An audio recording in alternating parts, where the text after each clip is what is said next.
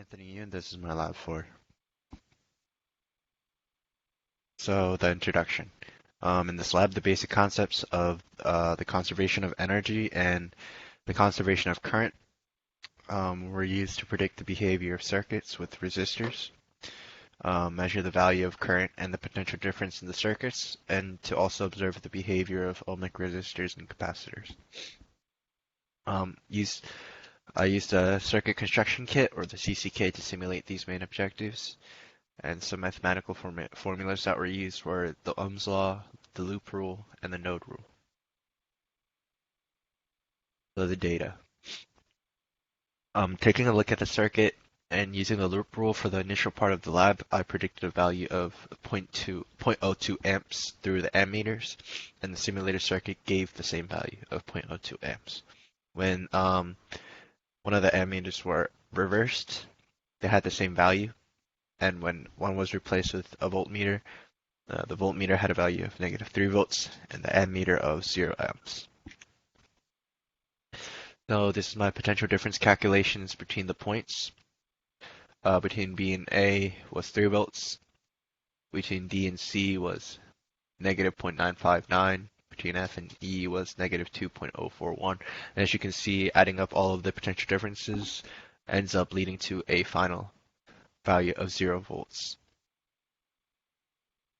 And in regards to the question of why the voltmeter doesn't change the ammeter reading, it's because it's due to the voltmeter's approximately infinite parallel resistance. And also, an ammeter should be connected in series. If it's connected in parallel, like in the lab, it cuts the current through the other ammeter. And on the right, you can see the graph that I made for the potential differences, which start at 0 and then ends at 0. So these are my resistance calculations using the equation resistance equals delta V over the current I. For the 47 ohmic resistor, I got a resistance value of 47.95 volts. For the 100 ohmic, I got a resistance value of 102.05 volts. For the wire was 0, and for the ammeter was 0 as well.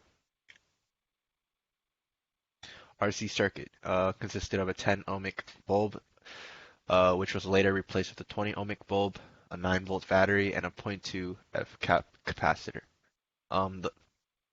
When you first run the lab with the battery connected, the light produced by the light bulb is bright at first, and then it continually dims as the capacitor is charged. And then when the battery is disconnected, the light bulb brightens and then dims again as the capacitor is discharged this time. For me, for the capacitor to charge with the 10 ohmic bulb, it took around 27 seconds, and it took around 21.6 seconds for it to discharge. For the 20 ohmic bulb, it took around 55.47 seconds to charge and about 42.14 seconds to discharge completely. So my RC value. So taking the values and measuring the differences at certain time frames for the discharging of the capacitor. I plotted the ln of V over V naught versus time graph, which can be seen here on the right, which gave a slope of -0.1918, which can also be calculated as the RC value of -1 over -0.1918, which gives a RC value of 5.214, which is actually quite close to the calculated RC value of 30 times 0.2, which is 6. So the final lab questions. What if you're doing this lab in real life and used an actual ammeter instead of an ideal simulated ammeter? Well, the main difference would be that the real ammeter would have actually had some variation in its measurements. And it wouldn't be like a perfect ammeter, as it was in this simulated one. What if you're doing this lab in real life and used a real battery to charge a real capacitor with no resistor in the circuit? How quickly would our ideal model predict the capacitor to reach full charge, and would this prediction happen in real life?